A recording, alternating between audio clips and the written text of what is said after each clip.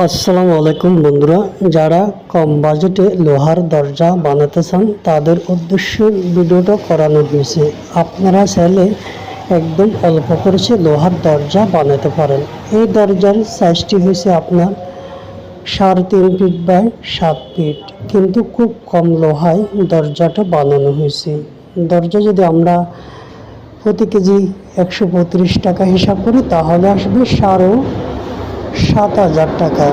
এই দরজার ওজন হচ্ছে আপনার 50 কেজি, যেহেতু 55 কেজি, কিন্তু ডিজাইনটি হচ্ছে খুব চমৎকার ডিজাইন। এই আনকমন ডিজাইনটি আপনারা অবশ্যই দেখলে, আপনার সরাসরি দেখলে অবশ্যই ভালো লাগবে।